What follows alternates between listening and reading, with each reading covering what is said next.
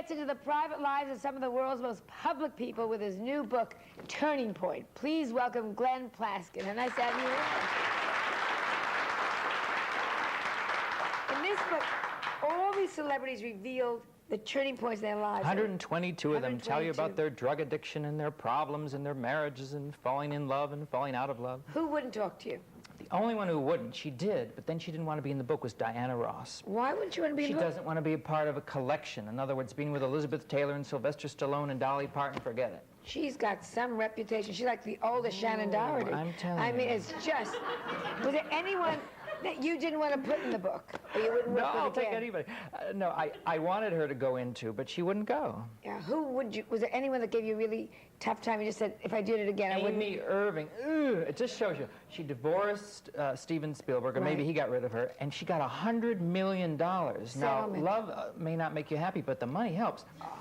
And then she married somebody else, but she is an unpleasant person. And you know, I'm a nice guy, usually. Right, yeah, well, I know you for a couple of years now. I get along with everybody.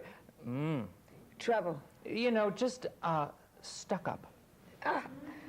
Well, what can I've never met her, so I can't say you're right or you're wrong, but I trust you. My impression. Your impression, I go with it. Tell me who, some of the big turning points in the book. Give me well, you know, there are some heartbreaking ones, rags to riches. Sylvester Stallone, born with part of his mouth and his chin paralyzed because he was born in a charity hospital, and the doctor didn't know how to use the forceps. And his father used to beat him until he bled with a whip. I mean, totally abused physically and emotionally. And there he was. Now, who would have thought he would become a $30 million a year movie star? Right, right. Starts bodybuilding. His self-esteem starts building. And so often you see it's the self-esteem building that helps you. And I always say that if you don't have adversity in your life, you won't become famous. I mean, you won't have the challenge. You had your problems too, and everybody has these problems. If everything is just, oh, isn't life wonderful, then work in a health food store. Yeah. Tell me somebody else. Joan Collins. Joan Collins, first husband raped and drugged her on the first date. Second husband fooled around with a lot of other women. Third husband was a drug addict, and fourth husband tried to steal all her money. At the very end of the interview, I said, well, are you going to get married again? And she said no, but she likes younger men. She said the sex is better with younger men. And she said there's no back pain. Don't ask me to explain. I don't understand that, but okay. Yeah. Any interesting stories that happened to you while you were doing the book? I think the most touching one two of them. One was Mrs. White talking about her son Ryan dying of AIDS. That was heartbreaking. For a mother to lose her daughter is just, son is the worst. Yeah. And the other one was Elizabeth Taylor talking about Rock Hudson dying.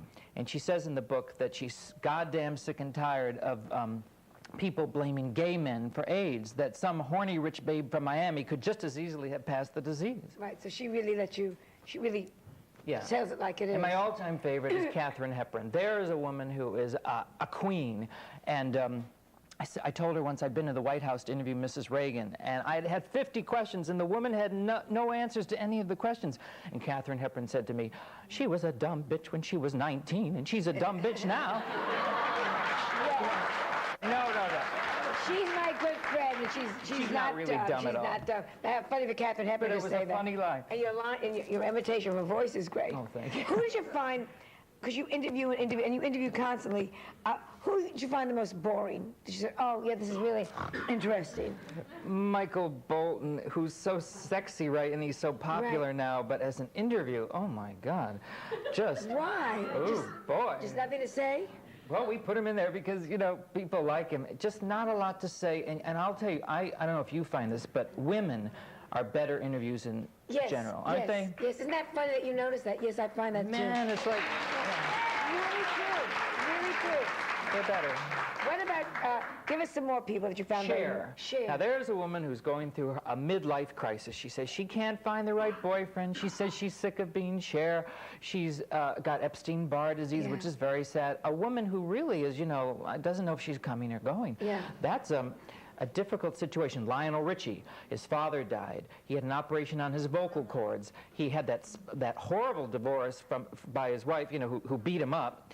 He was out of commission for 5 years, and now he's trying to make a comeback. So it just shows you money and fame are no insurance policy for happiness. No insurance policy. What about Joan London? They What told me about there's a great story in the book, which I don't remember, because I read this book in one That's sitting, such so an it's hard to interesting remember story. all of There them, she is. She adored her father, and one day he goes up in his private plane, and the plane crashes in front of her eyes. And it instilled in her, she says, a lifelong fear of insecurity. Well, now here she is paying her husband $18,000 a month. What do they call it? Palimony? No, he's married. Excuse You're me. married. When you're married, it's alimony. Right. And again, even though with all the money she earns, I think $2 million a year, she still has that childhood insecurity inside herself. Isn't that interesting? The book is interesting. The book is terrific. It's called Turning Point, Pivotal Moments in the Lives of America's Celebrities. Terrific to have you on. Thank you so much. And thank you for watching. And under our credits now, as we go out, you're going to get the first look at the Jenny Garth exercise video. So you'll see Jenny, she's in a different top where her boobs won't fall out. So, well, nice to know these things. So you can watch her exercising and you'll never see anything that you shouldn't see. Thank you for watching. See you next week.